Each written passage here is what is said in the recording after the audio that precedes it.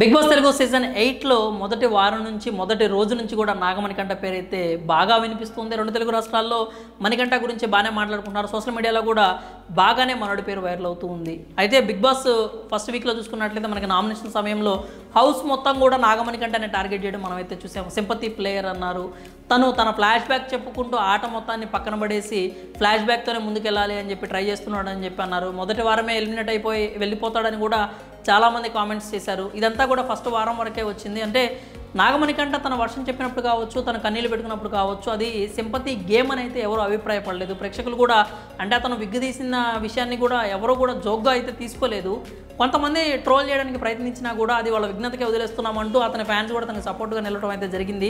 నాగమణికంఠకి సంబంధించి తను జెన్యూన్గా ఉన్నాడని ఎక్కువ మంది నమ్ముతూ ఉన్నారు. మొదటి వారం ఆట తర్వాత అతని ప్రవర్తన కావచ్చు, లేకపోతే సండే ఎపిసోడ్ అయిపోయిన తర్వాత హౌస్ మేట్స్తో అతను కలవడం కావచ్చు, ఇవన్నీ కూడా చాలా వరకు మారిపోయింది అని మనకి స్పష్టంగా కనిపిస్తోంది. ఎవరైతే అతను సింపతి ప్లేయర్ అని చెప్పి ట్యాగ్ ఇచ్చారో, ఎవరైతే అతను దూరంగా ఉంటున్నాడు, మాతో కలవట్లేదని చెప్పారో వాళ్లే నిన్నటువంటి నామినేషన్స్లో ఇప్పుడు అభయ్ కావచ్చు మాట్లాడుతూ నాగమణికంఠలో చాలా మార్పు వచ్చింది, ఇంతకు ముందులా లేడు, కలుస్తున్నాడు, మాట్లాడుతున్నాడు అని చెప్పి అభయ్ కూడా చెప్పాడు. అలాగే శేఖర్ భాష కూడా ఇంతకుముందు అతను ప్రవర్తన కొంచెం మార్పు అంటే కనిపించింది మాకు, కొంచెం దూరంగా ఉన్నాడని, చాలా బెటర్ అయింది, కానీ ఇంకా ఇంతకంటే బెటర్ అవ్వాలి అని చెప్పాడు. అంటే బెటర్ అయిందనే విషయం అయితే శేఖర్ భాష కూడా ఒప్పుకున్నాడు అనమాట. ఎవరు నామినేట్ చేసినా నామినేట్ చేయకపోయినా నాగమణికంఠకు సంబంధించి అయితే కాస్త కూస్తో హౌస్లో పాజిటివిటీ కనిపిస్తుంది. బయట అయితే చాలా ఎక్కువగానే ఉంది.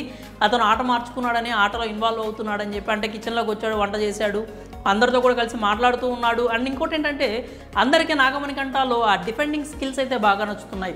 శేఖర్ భాషని నామినేట్ చేసినప్పుడు మనోడు చెప్పిన రీజన్ ఏంటంటే స్వీట్స్ అందరూ షేర్ చేసుకోవాలి, అది జనరల్గా ఇచ్చినటువంటి రేషన్ టైప్, అది లగ్జరీ కాదు, లేకపోతే పర్టికులర్ క్లాన్కి ఇచ్చింది కాదు, మీరు తీసుకెళ్ళి మీరు సపరేట్గా పెట్టేసుకున్నారు, మాకైతే ఇవ్వలేదు అని చెప్పి ఆ పాయింట్ చెప్పినప్పుడు శేఖర్ భాష నువ్వు చాలా సిల్లీ పాయింట్కి నన్ను నామినేట్ చేసినట్టున్నావు, నేను నిన్ను డిఫెండ్ చేసి అంటే నేనేమన్నా అనడానికి కూడా నాకు ఆస్కారం లేకుండా చాలా సిల్లీ పాయింట్ చెప్పి నేనైతే యాక్సెప్ట్ చేస్తున్నాను అని చెప్పి అన్నాడు అనమాట. అన్నప్పుడు నాగమణికంఠ అన్న మాట ఏంటంటే, అన్న యాక్చువల్గా మీకు నా వర్షన్ అంటే మీకు సిల్లీగా అనిపించవచ్చు, కానీ మీరు నా సైడ్ నుంచి ఆలోచిస్తే మీకు ఆ బాధ ఏంటో తెలుస్తుంది అని చెప్పి, అంటే తనని తాను చాలా బాగా డిఫెండ్ చేసుకున్నాడు. ఇంకోటి ఏంటంటే మీరు అక్కడ అనడానికి ఏమీ లేదు, మీరు యాక్సెప్ట్ చేయాల్సింది, ఎందుకంటే మీరు తప్పు చేశారు అని చెప్పి శేఖర్ భాషకి చాలా స్ట్రైట్గా ముఖం మీదే చెప్పేశాడు అనమాట.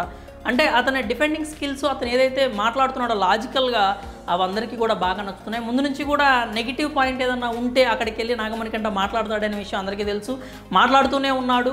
సో ఇప్పుడు నుంచి ఏంటంటే తన పాజిటివ్ సైడ్ కూడా చూపించే ప్రయత్నం చేస్తున్నాడు. విష్ణుప్రియతో కూడా సార్ట్అవుట్ చేసుకున్నాడు, కానీ విష్ణుప్రియ నామినేట్ అయితే చేసింది, అంటే నాకు ఈ బాధ కలిగింది అని చెప్పి. సో దాంట్లో కూడా ఎలాంటి తప్పు కనిపించలేదు, ఎందుకంటే ఆవిడ మనోడికి ఏదైతే మనోడు ఇచ్చాడో దాన్ని మళ్ళీ తిప్పిచ్చేసింది, ఫర్ ట్యాట్ చేసిందని చెప్పి మనకైతే స్పష్టంగా అర్థమవుతుంది.